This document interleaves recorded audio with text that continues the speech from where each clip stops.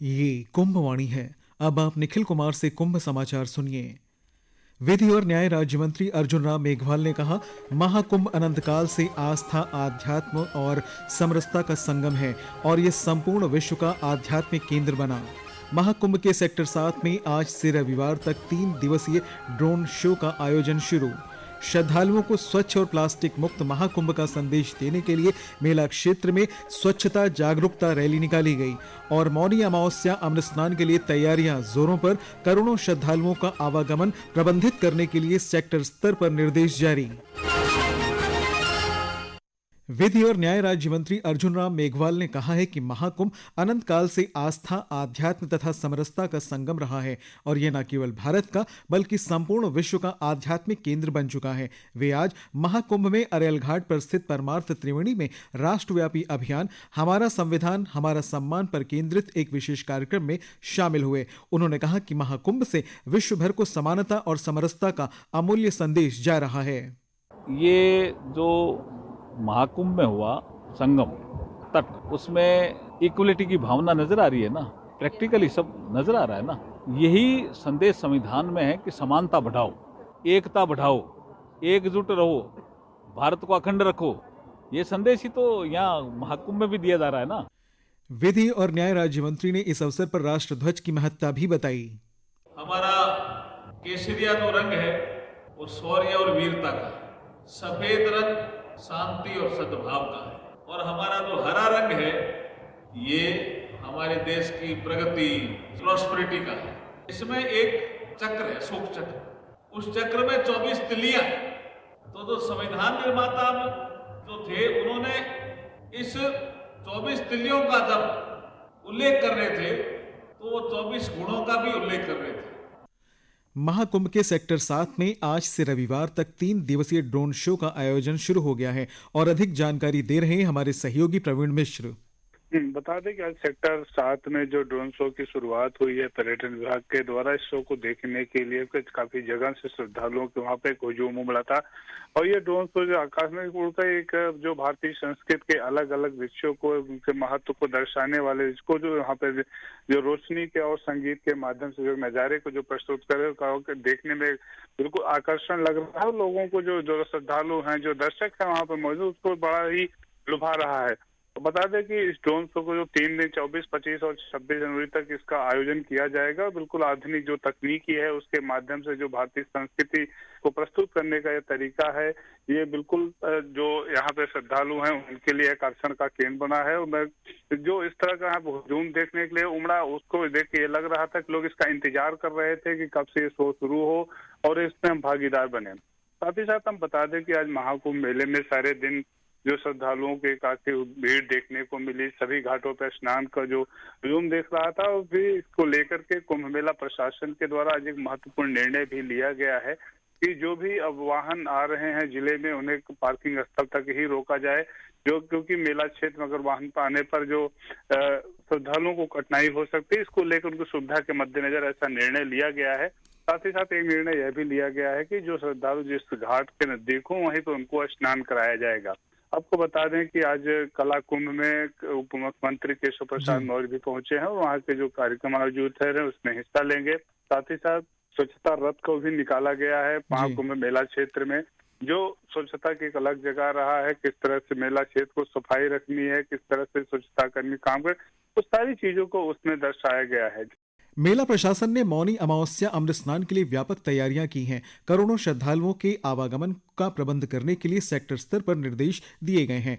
घाटों पर भीड़ को नियंत्रित करने के लिए आवश्यक संसाधनों जैसे रस्सी, सीटी और वॉच टावर की तैनाती की जा रही है। सभी घाटों पर बेहतर सुविधाएं, सुरक्षा, सफाई, शौचालय और पार्किंग की व्यवस्था सुनिश्चित की गई है।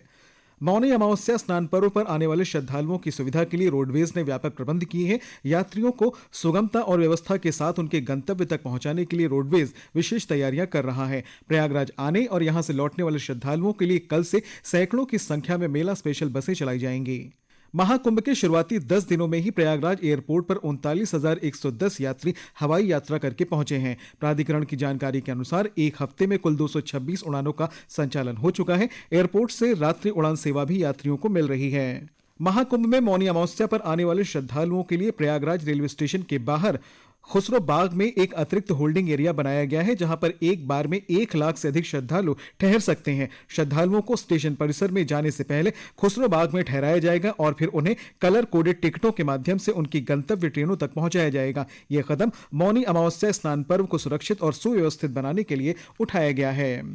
महाकुंभ को दिव्यता और भव्यता के साथ ही स्वच्छ तथा प्लास्टिक मुक्त बनाने का संकल्प पूरी तन्मयता के साथ पूरा किया जा रहा है। हमारे संवाददाता ने बताया कि इसके लिए आम जन की सहभागिता बढ़ाने के प्रयास लगातार जारी हैं। महाकुंभ 2025 न केवल एक महत्वपूर्ण आध्यात्मिक और सांस्कृतिक समागम है, बल्कि पर्यावरण संरक्षण और स्वच्छता का आदर्श भी है। यह आयोजन अपशिष्ट प्रबंधन, नदी संरक्षण और पर्यावरण अनुकूल पहलों में एक नया वैश्विक मानक भी स्थापित कर रहा है। सरकार ने स्वच्छ महाकुंभ सुनिश्चित करने के लिए एक व्यापक स्वच्छता योजना भी लागू की है। मेला को पूरी तरह प्लास्टिक मुक्त क्षेत्र घोषित किया गया है, जिसमें सिंगल यूज प्लास्टिक पर पूर्ण प्रतिबंध है। मेला क्षेत्र में स्वच्छता सुनिश्चित करने के लिए लगभग 15,000 सफाई कर्मी और 1,800 से अधिक गंगा सेवा दूत तैनात किए गए हैं। वहीं आज स्वच्छ और स्वस्थ महाकुंभ अभियान के तहत श्रद्धालुओं को जागरूक करने और पर्यावरण अनुकूल पहलों को बढ़ावा देने के लिए मेला क्षेत्र में स्वच्छता जागरूकता रैली निकाली गई। स्वच्छता संदेश फैलाने के लिए 200 से अधिक गंगा सेवा दूत और स्वच्छता मित्रों ने रैली में भाग लिया।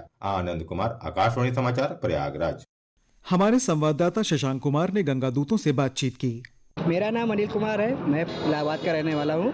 मेरा नियुक्ति है गंगा सेवा दूत में हुआ है। नगर निगम का पूरा काम देख रहा हूँ, उसमें सफाई हुए कि नहीं हुए, कुंडी लगी कि नहीं लगी है, और उसके अलावा हमें पब्लिक को रास्ता बताना और आग लगने के जो चांस होते हैं और वायरिंग वगैरह अच्छी से हुई है कि नहीं हुई है, स्पार्क हो रहा है उससे भी आग लग सकती है, ये भी देखना पड़ता है। और बाकी हम लोग कहीं से कहीं नल वगैरह टूटे तो नहीं है, पाइप लीकेज तो नहीं है, ये सारे काम हम लोग देखने पड़ते हैं। बहुत अच्छा अनुभव है। हम तो कहते हैं 144 साल बाद ये लगा हुआ है, हमें सौभाग्य से हमको ये मिला है, जो लोगों की सेवा करने के लिए मिला है। अब मैं अपने आप को आभारी समझता हूँ। सुनीता नाम है मेरा। यही स्वच्छ मिशन अभियान का काम है हम लोगों का। इस साल दिव्य कुंभ और भव्य कुंभ का बहुत अच्छा प्रारंभ हुआ है। हम लोग बहुत अच्छे से काम कर रहे हैं। हम लोग जाते हैं, पीटीसी स्कैनर करते हैं, जैसे कैंप हो जाता हो उसको स्कैनर करते हैं। हम लोग वही मतलब जो रास्ते उसे भूल जाते हैं उनको मोटिवेट करना पड़ता है। महाकुंभ में श्रद्धालुओं को गुणवत्तापूर्ण भोजन उपलब्ध कराने के प्रयास हर स्तर पर जारी हैं। आइए सुनते हैं ये रिपोर्ट।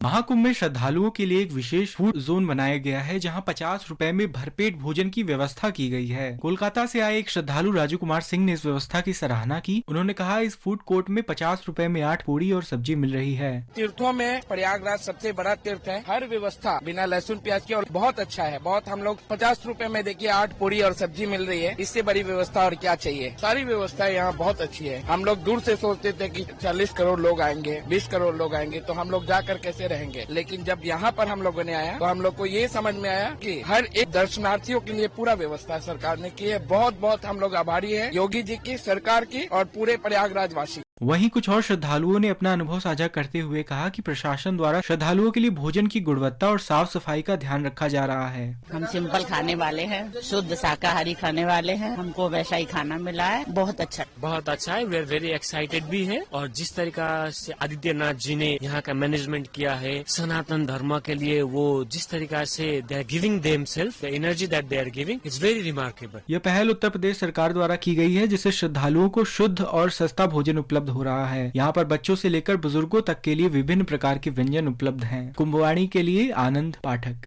और अंत में मुख्य समाचार एक बार फिर। विधि और न्याय राज्य मंत्री अर्जुन राम मेघवाल ने कहा, महाकुंभ अनंत काल से आस्था, आध्यात्म तथा समरसता का संगम है और ये संपूर्ण विश्व का आध्यात्मिक केंद्र बना।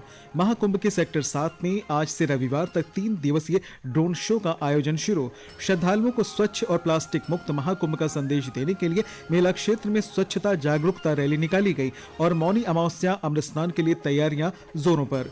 कुंभ समाचार का अगला बुलेटिन आप कुंभवाणी चैनल 103.5 FM पर कल सुबह 8:30 पर सुन सकते हैं। इसके साथ ही कुंभ समाचार समाप्त हुए। नमस्कार।